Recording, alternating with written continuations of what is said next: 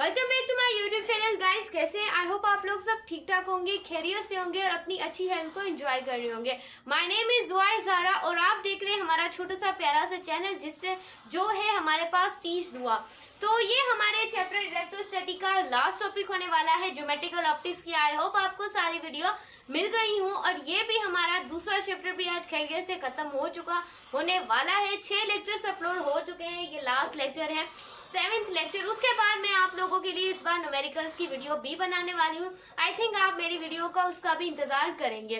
तो ये टॉपिक आप लोगों के लिए बहुत ज़्यादा इंफॉर्मेटिव होने वाला है। मेरी आपसे ये रिक्वेस्ट है कि फ्रेंड्स में वीडियो को शेयर कीजिएगा। अपना कॉन्सेप्ट क्लियर होने के साथ साथ अपने क्लासमेट्स का भी कॉन्सेप्ट को क्लियर किया करें ताकि वो भी अच्छा खासा फिजिकल कोर्स है। और लिंक को लाजमी आप मेरी को शेयर किया करें। अगर आप में इतना नहीं है कि आप नहीं समझा सकते अपने फ्रेंड्स को, तो टीच दुआ की लिंक अपने फ्रेंड्स में शेयर कर दीजिएगा।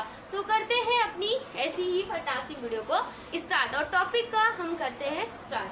तो हमारे पास है चैप्टर 13 जो कि हमारे पास क्या है, इलेक्ट्रोस्टैटिक है। क्या है? इलेक्ट्रोस्टैटिक है। इलेक्ट्रोस्टैटिक में हमारे पास आता है 30.7 capacitors and capacitance. Capacitors and capacitance. तो ये क्या होता है? जैसे कि हमने करंट की डेफिनेशन पढ़ी थी, the flow of the charges, the flow of the charges is called current.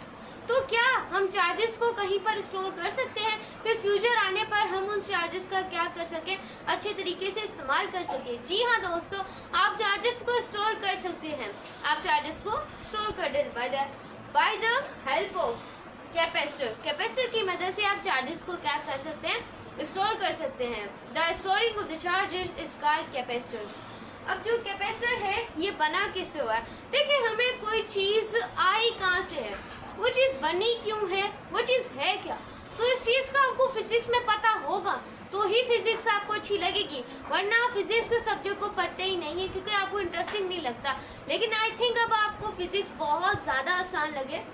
अब देखिए कंस्ट्रक्शन, उसमें 2 थिन मेटल प्लेट्स लगी होंगी, यानी कि दो पतली क्या लगी होंगी, मेटल प्लेट्स लगी होंगी। 2 पतली क्या लगी होंगी, मेटल प्लेट्स लगी होंगी। आप देख रहे हैं, this is 1 thin plates, this is B plates, 1 thin plates and 2 thin plates. यहाँ पर आप इसे ऐसे लिख सकते हैं, ए प्लेट्स, या फिर आप इसे क्या लिख सकते हैं, बी प्लेट्स भी लिख सकते हैं। एंड नेक्स्ट हमारे पास है डाइलेक्ट्रिक। डाइलेक्ट्रिक क्या होता है? इन दोनों के बीच में एक इंसुलेटर लगा होता है, यानी कि इन दोनों के बीच में एक मीडियम होता है। वो मीडियम आपका एयर भी हो सकता है और वो मीडियम आपका क्या हो सकता है, वो मीडियम आपका इंसुलेटर शीट भी हो सकती है। क्लियर हुआ कॉन्सेप्ट? अब हम इसे डाइलेक्ट्रिक क्यों कहते हैं? क्योंकि ये इन दोनों प्लेट्स के दरमियान, इन दोनों प्लेट्स के अलोंग क्या लगा होता है, डाइलेक्ट्रिक। क्या लगी होती है? डाइलेक्ट्रिक होता है, जो इन दोनों प्लेट्स के क्या होता है, दरमियान में होता है। इन दोनों प्लेट्स के दरमियान में जो आपका मीडियम पाया जाता है वो फिर एयर भी हो सकता है या फिर इंसुलेटर शीट भी हो सकती है, जो हमारे पास इंसुलेटर इंस्ट्रूमेंट भी हो सकता है, कुछ भी हो सकता है। लेकिन इन दोनों के दरमियान में जो एक मीडियम पाया जाता है उसे हम डाइलेक्ट्रिक कहते हैं। अब आप लोगों को यहाँ पर कुछ वायर्स दिख रही होंगी। अब ये 2 मेटल्स है, इन्हें वायर्स के साथ क्या करेंगे, कनेक्ट करवाएंगे। वायर के साथ कनेक्ट करवाने के साथ साथ बैटरी के साथ कनेक्ट कराएंगे। बैटरी के साथ कनेक्ट करें, हमें पता है कि हमारे पास बैटरी के there are two terminal. First terminal is positive and second terminal is negative. अब मैं इसको जो नाम दे लेती हूँ, this is known as K and this is known as V. Clear your concept? There are 2 terminals of the battery. One terminal is known as positive and second terminal is known as negative. And wires are connected to the battery. First one is positive, second one is negative. First one, the positive charge is flow. यानी कि positive charge हम क्या करवाएंगे, यहाँ से positive charge को लेंगे। देखिए, यहाँ से पॉजिटिव चार्ज फ्लो होती यहाँ पर जाएगी और यहाँ पर आके इस जो आप लोगों के पास मेटल्स है इसके अंदर गिर जाएगी। अब यहाँ पर जो पॉजिटिव थी वो यहाँ पर जाती जाती क्या हो जाएगी, नेगेटिव हो जाएगी। Clear your concept guys? Clear. अब हमें पता है कि यहाँ पर दो फोर्सेस को स्टडी किया था। First one is repulsion and second one is attraction. मैंने बताया था like charge repel to the like charge, unlike charge attract to the charge. Clear? ये पढ़ा था हमने, आई होप आपको याद होगा। This is known as unlike charges and the unlike charges, this is the force between its attraction.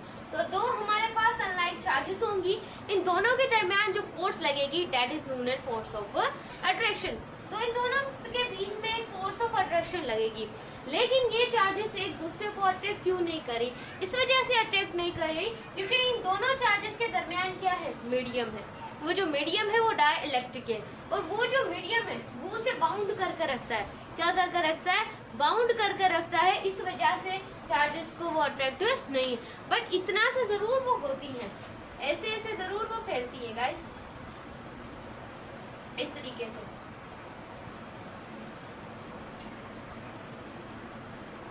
समझ आया concept?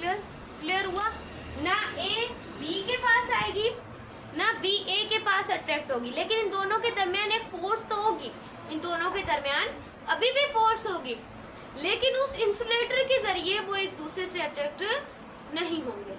Clear हुआ कॉन्सेप्ट? फिजिक्स बहुत आसान है, आपने अपना कॉन्सेप्ट को क्लियर किया करें। 10-15 मिनट की वीडियो देख लेंगे, आपको कॉन्सेप्ट क्लियर हो जाएगा। ट्यूशन्स पढ़ने की ज़रूरत ही नहीं पड़ेगी, ना स्कूल जाने की सेंटर की भी ज़रूरत नहीं पड़ेगी, अगर आप यहाँ से ही अपना कॉन्सेप्ट को क्लियर कर लेंगे। अब देखिए, अब हमारे पास है इसकी वर्किंग। अब वर्किंग को आप लोग देखेंगे जैसे कि पका पकाया हलवा मिल गया है, क्योंकि ये चीज़ मैंने आपको समझा दी है। Working, this is you and concept and this is me and concept. मैंने जितना भी कॉन्सेप्ट था समझाया था, मैंने इन वर्डिंग्स में लिख दिया है। कैसे लिखा है जरा देखिए। When कैपेसिटर इज कनेक्टेड, अगर हम कैपेसिटर को कनेक्ट करवाएं, किसके साथ कैपेसिटर को कनेक्ट करवाएं? एक बैटरी के साथ करवाया हमने। एक कैपेसिटर था उसको कनेक्ट करवाया एक बैटरी के साथ। कनेक्ट करवाने के बाद ट्रांसफर की उसमें चार्जेस।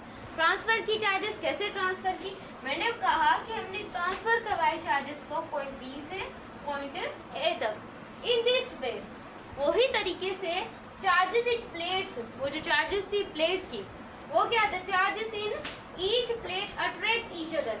वो जो चार्जेस थी वो ईच प्लेट्स की क्या हो रही थी? अट्रैक्ट कर रही थी ईच अदर को एंड रिमेन बाउंड। लेकिन वो बाउंड थी, अट्रैक्ट तो वो कर रही थी, लेकिन वो चार्जेस क्या थी? बाउंड थी। बाउंड थी with the plate for long time. तो वो जो प्लेट है वो लॉन्ग टाइम के लिए चार्जेस को क्या कर लेगी? चार्जेस को अपने अंदर स्टोर कर लेगी। क्लियर हुआ कॉन्सेप्ट? तो कॉन्सेप्ट को ये लिख लें, स्क्रीनशॉट खींच लें, एक बार इसको पढ़ लीजिएगा। पेपर और टेस्ट में इंशाल्लाह you can high score. And charge, अब क्या हम चार्जेस को कितना स्टोर कर सकते हैं? स्टूडेंट के दिमाग में सवाल आ सकता है कि हम चार्जेस को किस तरह स्टोर कर सकते हैं। तो यही सवाल का जवाब मैं इसी वीडियो में दूंगी। The charge is stored placed directly proportion to the potential difference occurs the plates। आपको डेफिनेशन नहीं समझ आई होगी, अब मैं आपको अपने वर्डिंग में समझाऊंगी। देखें, चार्ज को जब प्लेट के अंदर स्टोर हो जाती है, लेकिन वो डायरेक्टली प्रोपोर्शन होती है। हमने पिछली वीडियो में पढ़ा था पोटेंशियल डिफरेंस, यानी कि जितनी ज़्यादा पोटेंशियल डिफरेंस होगा उतनी ही चार्जेस होंगी, और जितनी चार्जेस होंगी उतना ही पोटेंशियल डिफरेंस होगा। अब ये जो आप लोगों के पास चार्ज है, ये आपको जब प्रोपोर्शनलिटी हटती है तो एक प्रोपोर्शनलिटी कांस्टेंट आ जाता है। यहाँ पर जो हमने कांस्टेंट लिया है वो सी लिया है। That is constant is unit capacitance से, ये जो कांस्टेंट है ना आपका सी।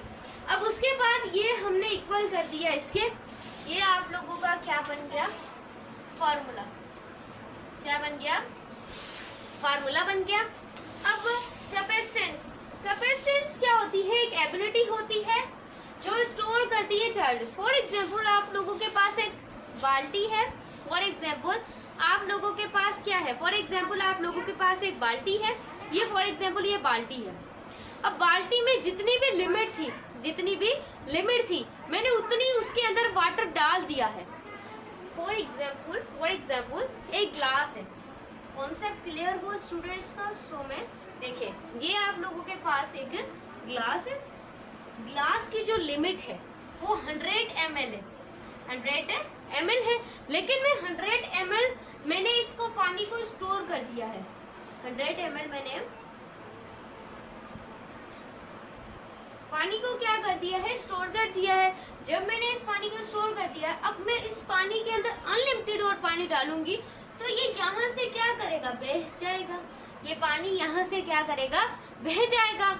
तो मैं चार्जेस सिर्फ उस कैपेसिटर के अंदर उतनी ही डालूंगी जितनी उस कैपेसिटर्स की क्या होगी, लिमिट होगी। जैसे लिमिट से ज्यादा आप पढ़ नहीं सकते, लिमिट से ज्यादा आप किसी चीज में फालतू एडिंग भी नहीं कर सकते। बात में कोई दम ही ना हो, ज्यादा बात करते जाए तो यानी कि ये आपकी क्या है, लिमिट ही नहीं है। अनलिमिटेड बातें भी नहीं करनी चाहिए। तो अनलिमिटेड किसी चीज में एडअप भी नहीं करनी चाहिए। अगर देखा जाए डिजायबिलिटी है, कितनी ज्यादा आप स्टोर कर सकते हैं चार्जेस को, और ये यहाँ पर मल्टीप्लाई हो रहा था, लेकिन कैपेसिटर यहाँ पर आके डिवाइड हो जाएगा और 1 चार्ज हो जाएगा और 1 आपका क्या हो जाएगा, पोटेंशियल डिफरेंस। ये चीज को कहीं पर कॉपी पेंसिल पकड़े, पेन पकड़े, लिख लें। ये सारा कॉन्सेप्ट मैंने काफी रिसर्च करने के बावजूद मतलब कि रिसर्च कर ही लिखा है। अब देखिए, unit of capacitance this is known as farad. अब ये जो फ्राड होता है ये हाई यूनिट होता है। क्या होता है, हाई यूनिट होता है। मैं आपको अभी पढ़ाऊंगी फ्राडे की डेफिनेशन भी। Definition of faraday, 1 coulomb of a given to the plates. अगर 1 कूलम है गिवन है उस प्लेट्स पर, तो कैपेसिटर क्या करेगा, प्रोड्यूस करेगा पोटेंशियल डिफरेंस।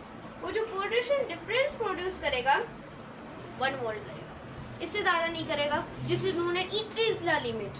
ये इसकी क्या है, लिमिट है। And between the plates of capacitors and capacitance will be 1 Faraday.